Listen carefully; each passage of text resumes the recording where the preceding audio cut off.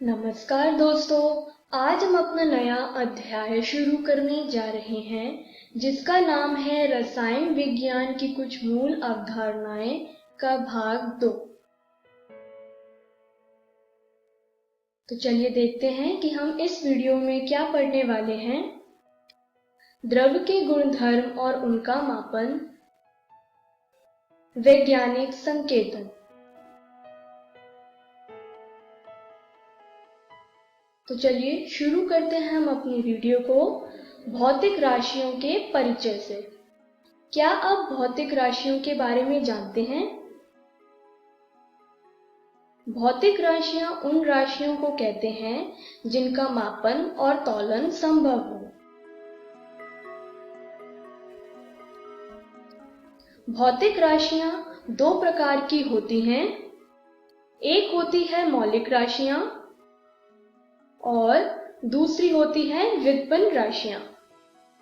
आइए एक एक करके इन दोनों राशियों के बारे में जानते हैं।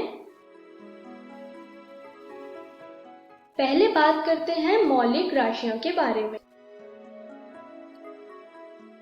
मौलिक राशियां वह राशियां होती हैं जिन्हें अन्य के संदर्भ में व्यक्त नहीं किया जा सकता।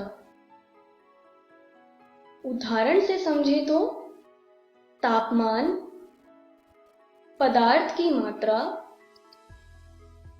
द्रव्यमान, यह सब मौलिक राशियां कहलाती हैं क्योंकि इन्हें अन्य राशियों के संदर्भ में व्यक्त नहीं किया जा सकता। स्क्रीन पर दिया गया टेबल अन्य मौलिक राशियों को और उनके एसआई मात्रक के प्रतीक को दर्शाता है।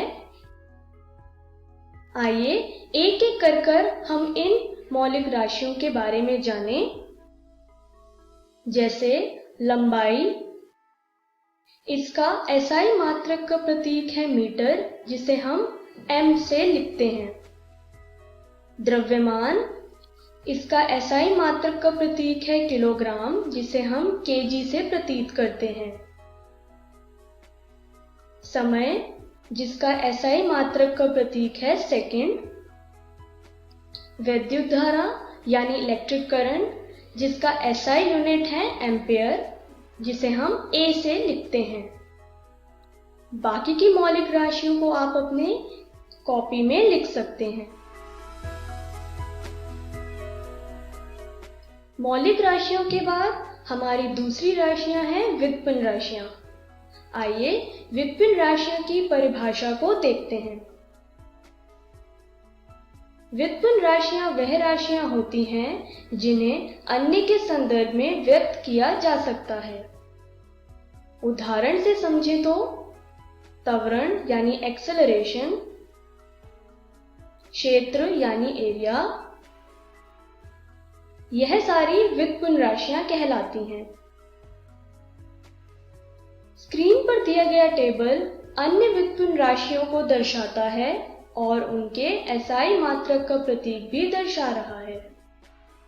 जैसे त्वरण, जिसका एसआई मात्रक का प्रतीक है मीटर पर सेकंड स्क्वायर। घनत्व यानी डेंसिटी, जिसका एसआई मात्रक का प्रतीक है किलोग्राम पर मीटर क्यूब।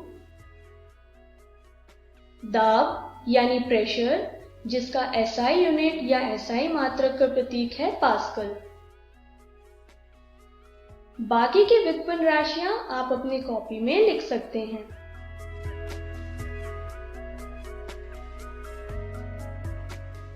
भौतिक राशियों को जानने के बाद आइए अब हम इस वीडियो के अपने पहले विषय पे चले, जो है द्रव्य के गुणधर्म और उनका मापन। द्रव्य के गुणधर्मों को मापने की दो प्रक्रिया दी गई। पहली है अंग्रेजी पद्धति या इंग्लिश सिस्टम।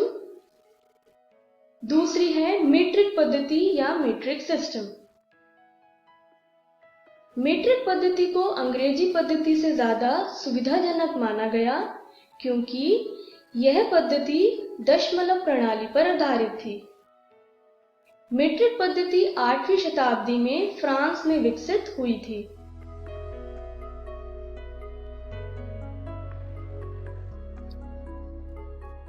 आइए अब बात करते हैं मात्रकों की अंतर्राष्ट्रीय पद्धति यानी SI यूनिट के बारे में, जो कि मीट्रिक पद्धति का ही एक महत्वपूर्ण भाग है। मात्रकों की अंतर्राष्ट्रीय पद्धति यानी SI यूनिट एक आधुनिक प्रणाली है जो पुराने मीट्रिक सिस्टम पर आधारित है।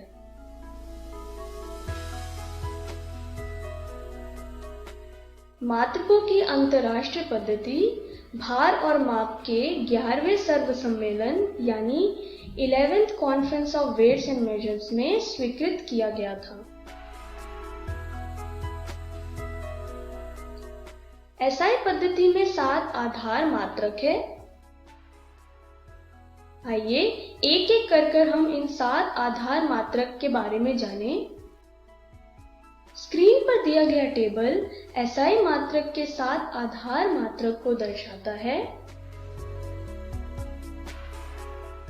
जैसे लंबाई, इसका SI यूनिट या SI मात्रक का प्रतीक है मीटर, जिसे हम M से लिखते हैं। द्रव्यमान, इसकी SI यूनिट है किलोग्राम, जिसे हम kg से लिखते हैं। समय यानी टाइम, इसका SI यूनिट या SI मात्रक का प्रतीक है सेकेंड। बाकी के 7 आधार को आप अपनी कॉपी में लिख सकते हैं।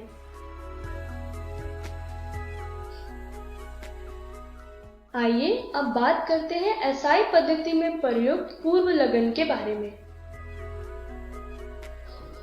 पूर्व लगन का उपयोग SI इकाइयों के दशमलव गुणांकों को बनाने में किया जाता है। कुछ पूर्व लगन के बारे में आइए जानते हैं, जैसे 10 की पावर -12 को हम पिको कहते हैं, 10 की पावर -3 को हम मिली कहते हैं, 10 की पावर -2 को हम सेंटी कहते हैं। उसी तरीके से 10 की पावर 12 को हम टेरा कहते हैं, 10 की पावर 3 को हम किलो कहते हैं और 10 की पावर 2 को हम हेक्टो कहते हैं। आइए अब हम अपने अगले विषय पे चले, जो है वैज्ञानिक संकेतन।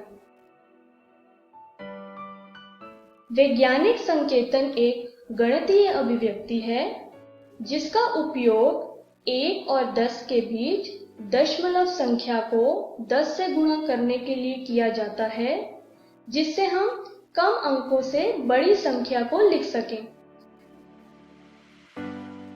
वैज्ञानिक संकेतन का एक महत्वपूर्ण भाग है सार्थक अंक। आइए अब हम सार्थक अंक को जानें। किसी राशि के मापन में प्रयुक्त वे अंक जो मापक यंत्र की यथार्थ के अंतर्गत उस राशि के मान को व्यक्त करते हैं, वह अंक सार्थक अंक कहलाते हैं।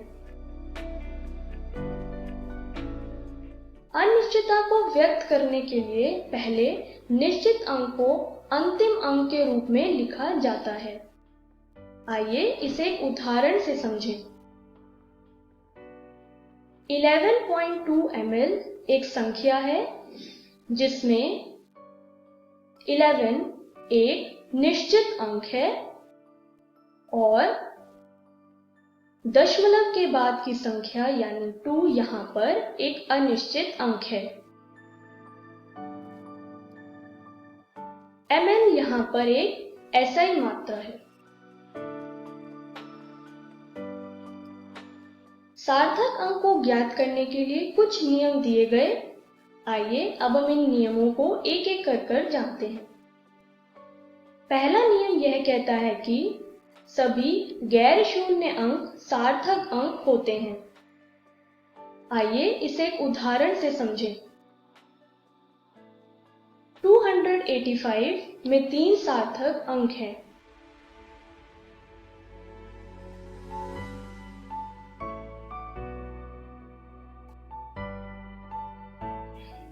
प्रथम गैर शून्य अंक से पहले आने वाले शून्य सार्थक अंक नहीं होते हैं। ऐसे शून्य केवल दशमलव की स्थिति को बनाते हैं। आइए इसे एक उदाहरण से समझें। 0.03 एक संख्या है जिसमें एक ही सार्थक अंक है जो है 3। उसी तरीके से 0.0053 में 2 सार्थक अंक है। इस दोनों ही उदाहरणों में गैर शून्य संख्या से पहले वाले शून्य सार्थक अंक नहीं कहलाएंगे। दो गैर शून्य अंकों के मध्य स्थित शून्य सार्थक अंक होते हैं। आइए उदाहरण से समझें। 20.03 में 4 सार्थक अंक हैं, यानी दो गैर शून्य अंक यानी 2 और 3 के मध्य स्थित शून्य सार्थक अंक कहलाएंगे। उसी तरीके से 5.03 में 3 सार्थक अंक हैं। 5 और 3 के मध्य शून्य भी एक सार्थक अंक कहलाता है। किसी अंक के दाईं ओर या अंत में आने वाले शून्य सार्थक अंक होते हैं, परंतु वह दशमलव के दाईं ओर स्थित होने चाहिए। आइए इस नियम को एक उदाहरण से समझें। 0.400 में 3 सार्थक अंक हैं, यानी 4 के बाद वाले शून्य भी सार्थक अंक कहलाएंगे। 100 में एक सार्थक अंक है क्योंकि इसमें दशमलव नहीं है और सिर्फ एक गैर शून्य अंक यानी 1 है जो कि सार्थक अंक हुआ। लेकिन 100.0 में 4 सार्थक अंक हैं। दशमलव के बाद वाली संख्या यानी शून्य यहां पर सार्थक अंक कहलाएगा। तो हमने इस वीडियो में क्या सीखा? हमने द्रव्य के गुणधर्म और उनके मापन के बारे में जाना। हमने वैज्ञानिक संकेतन के बारे में भी जाना। तो चलिए देखते हैं कि अगली वीडियो में हम क्या पढ़ने वाले हैं। अगली वीडियो में हम सार्थक अंक का गणितीय संचालन के बारे में जानेंगे। हम विमीय विश्लेषण के बारे में भी जानेंगे। Thank you.